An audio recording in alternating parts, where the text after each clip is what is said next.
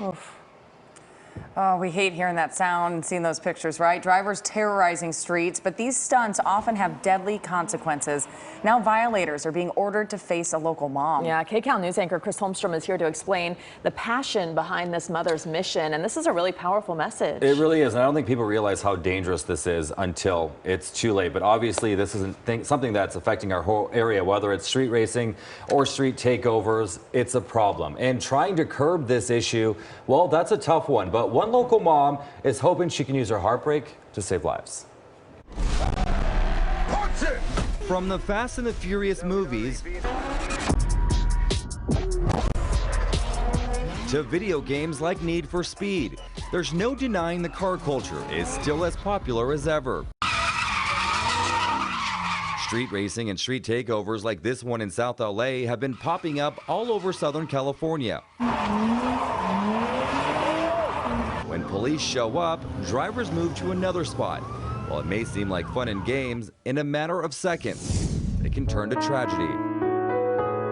December 7th, 2013, 16-year-old Valentina was on her way home from a friend's house in Wilmington.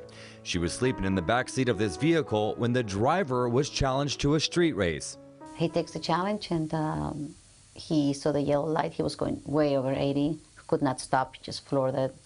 And he hit a lady that was coming back from work, T-boned the car, and just hit it so hard that the car just went flipping. This was the aftermath. Valentina was killed on impact. When I lost Valentina, I lost it. A heartbreak no parent should ever experience. For Lili Trujillo, it was her reality. Her daughter, forever frozen at 16. It's 100% preventable. She didn't die from a disease, she didn't die from a cancer. She died from a decision that someone made to race. Lili turned her pain into action. She started volunteering with Mothers Against Drunk Driving and would speak at local schools to raise awareness in our communities. It led her to start her own organization, Street Racing Kills. They have to sign a pledge. If they don't sign the pledge, they cannot take the class. In 2021, she started the Reckless Driving Intervention Program, a court-mandated program that works closely with people who've been charged with felonies or misdemeanors due to reckless driving. We want them to kind of see it from a victim's perspective, you know, what we are dealing with, what can go wrong when you never thought anything can go wrong. Nicole Richard is one of her guest speakers. Like Lili, she too lost her child to street racing. Her 20-year-old son Jaden was killed in a crash in Burbank back in 2021. His two friends also died. She's one of many speakers who shares their story via Zoom. I just want kids to know, like, these stupid things really have repercussions. It's serious. You can die. You can leave your parents. You know, your parents now are left with people suing them, and you're going to jail, or somebody died. Whether it's street racing or street takeovers, it's all under the category of reckless driving. And local law enforcement officials say they are fed up. According to the CHP, since 2015, incidents related to speed and speed contests have quadrupled throughout California. We're talking 264 crashes that have led to 30 deaths and 124 people being injured. You're going to get a citation if you're involved in this. The other factor is you're going to get your car impounded, and that's going to cost you thousands of dollars. The CHP is committed to seeking criminal prosecution against drivers and anyone else who assists them. And this is not just a warning. Take a look at their Street Racer Task Force Instagram page. It shows dozens of cars being impounded and mention dozens of citations and arrests from drivers to spectators, all of which will be scheduling a class with Lili.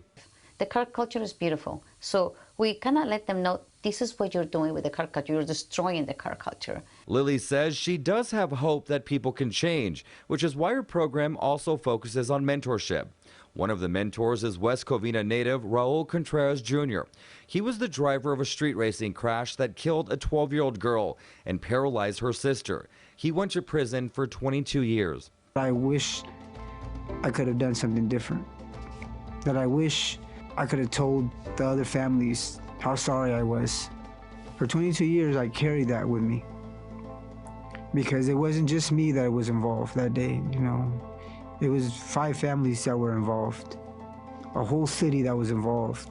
Something he will always regret, which is why he's sharing his story, so other car enthusiasts don't make the same mistake that he did. There's places where you can do that in a safe environment. You know, go into a speedway, go into Fontana, go into Irwindale, you know, where you can do that in a safe manner, where you're not putting people's lives at risk. Yeah, and obviously this is an issue across the country. There's actually a lot of cities that have started their own task force. As for Lili, she's working with DAs from Texas, Florida, Arkansas, and Illinois to court mandate these offenders to take her street racing kills class, and hoping that something like that will help all across the country. But when you're talking about impounding your car, hopefully maybe the money situation gets people to realize, hey, if I do a street race or a street takeover, this could cost me thousands. Yeah, sometimes it's the money and not the human toll that actually gets people motivated. And this was so well reported when you actually see the faces and the families who are affected. You know, breaks your heart. And these yeah. are stories that we cover all the time, and these are real people. So. But when you're young and kind of dumb and you want to have fun and you go out and you think nothing's going to happen to you, and then I think she does need to keep showing her story, because that is the real impact. Right. Yeah. Thank you, Chris. Yep.